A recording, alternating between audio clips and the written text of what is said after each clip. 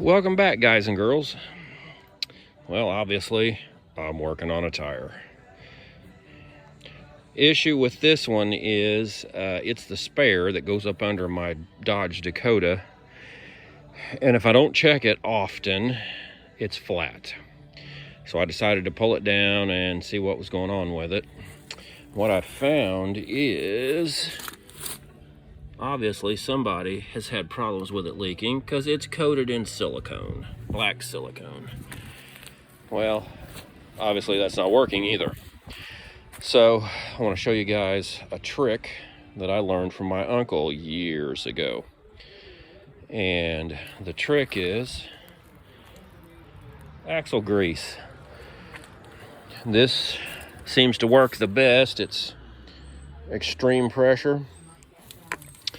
So anyway, the story is my uncle had an old, I think it was a Datsun or a Toyota truck, and he needed some wheels for it, and he had trouble finding wheels. And you know, like most of us, he was just a blue-collar peon. He didn't have a lot of money to go buy new wheels, and the only wheels he could find were all rusted up real bad in the bead. And so he tried everything. Finally, he thought, you know, I'll just put some grease on there. What the hell? What can it hurt? And they stayed up. So I have used this trick for years now on wheels that were all rusty especially, but I'm going to do it on this one.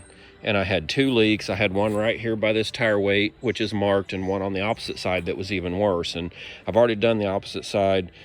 I'm going to go ahead and clean this up real good and just smear grease around that bead, and then we'll air it up and we'll see if it leaks. Okay, so I've got this all cleaned out, and so one of the things that happens with spare tires especially, and equipment that sits where the tire goes flat down against the ground, is you get dirt in there. But especially with spare tires, you get dirt on the top side. So if you air it up, if it went down for any reason, you know, whatever, but when you air it up, you've got all that dirt trapped in there and it won't hold air. So anyway, it's all cleaned out now. As you can see, I've got grease everywhere.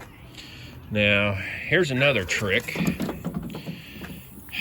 If you're using a little tiny air compressor, this is what I do. I plumb in another tank. But if you can't plumb in another tank, this is a trick. Put one of these quick connectors on your air line. You can switch from blowgun to, you know, tire chuck, whatever. But here's one of the big advantages is we're nowhere near seated. You can get a lot more air if you have no valve core and you use just one of these. You can get a lot more air through that thing.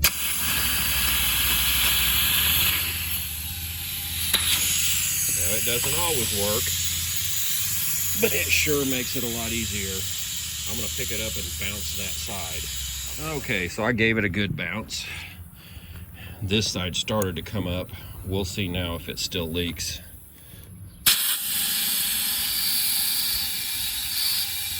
Oh, is she coming? Not quite. All right, let me bounce that side again. One more time.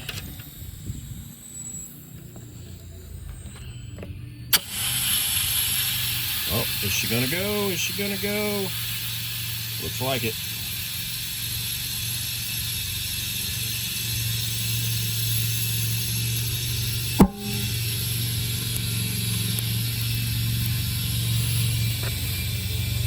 Okay, now I am going to put the valve core in, air it up to the right pressure, and then we'll check for leaks.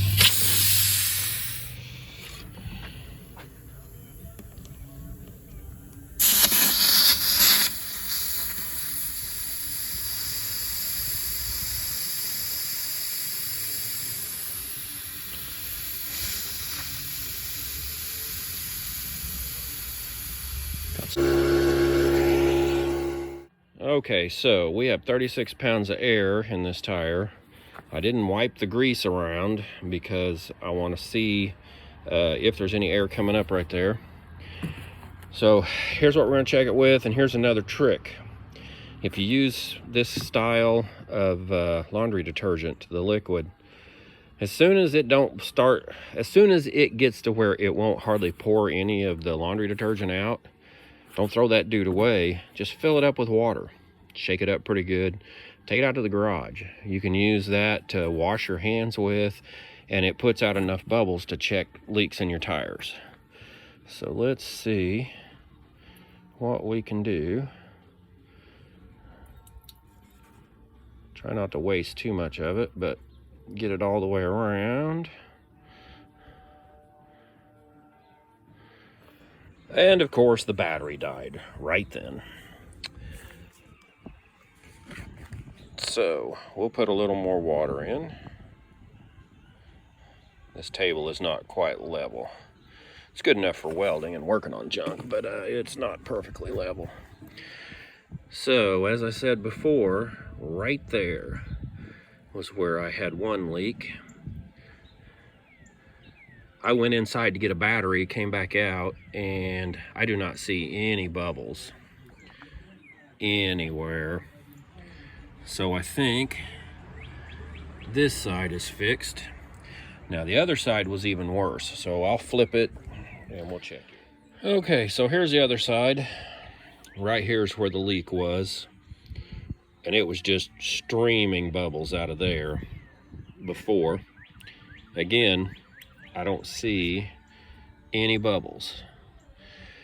So unless we have a leak somewhere in the tread, I've already checked the valve stem. I guess that fixed it. We'll find out, in a few weeks if it's flat again, but right now it looks like it's fixed. So guys, there's 3 hacks. Thanks for watching.